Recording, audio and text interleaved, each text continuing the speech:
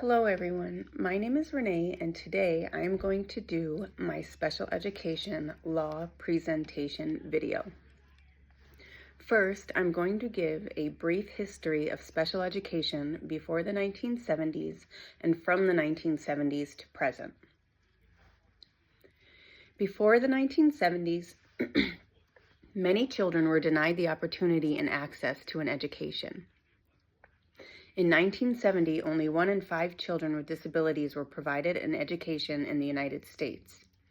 Many states' laws excluded children who were deaf, blind, intellectually disabled, or emotionally disturbed. Many lived in state institutions for people with intellectual disabilities or mental illness. These were very restrictive settings. They were provided with minimal food, clothing, and shelter. These children were barely accommodated without being assessed, educated, or rehabilitated. And families were not given the opportunity to plan or choose where their children were placed, and there were no resources available for the ones with significant disabilities to stay home and receive an education there in their community. In 1975, Congress passed the Education for All Handicapped Children Act to support states and localities to protect the rights, meet the needs, and improve results for infants, toddlers, children, and youth with disabilities and their families. In 1990, this law was changed to be called IDEA, IDEA, Individuals with Disabilities Education Act. It was last reauthorized in 2004. Significant progress has been made since EHA passed in 1975. 1.8 million children with disabilities were excluded from school prior to providing 8 million children with disabilities with special education or related services meeting their individual needs in the 2022-2023 school year. More than 66% of children with disabilities were in their general education classrooms for 80% or more of their day in the 2022 to 2023 school year, and more than 441,000 infants and toddlers were provided early intervention services.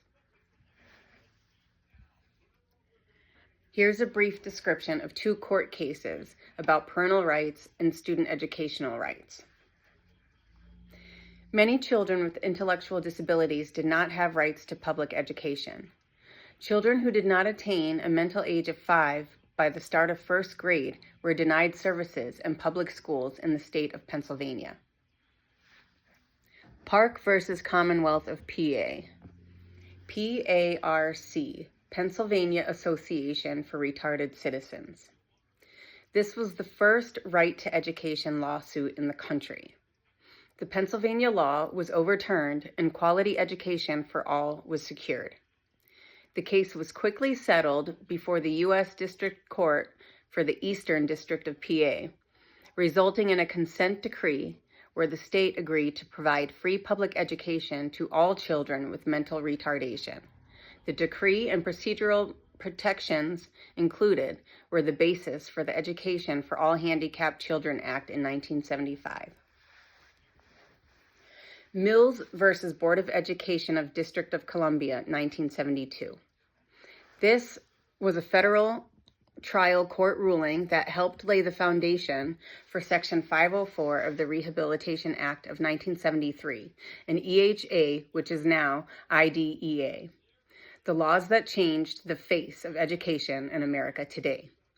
The class action lawsuit was brought on behalf of 7 students and others in similar situations who resided in D.C. These students were identified as having behavior issues, mental retardation, emotionally disturbed, or hyperactive. All were excluded or denied an education that would have addressed their needs that arose from their disabilities. Parents and guardians were successful in filing suit against the school board in D.C. for failure to provide public education, denying them the rights to an education. Some resources that I will use to stay up to date and with current legal trends are the Arizona Department of Education. It has all up-to-date and current information and resources, legal trends for the state of Arizona, which I will be teaching in. IDEA, Individuals with Disabilities Education Act. This provides information and resources for parents and families with children with disabilities. And last, the National Association of Special Education Teachers. This is dedicated to meet the needs of special education teachers and those preparing to teach in the field. Thank you.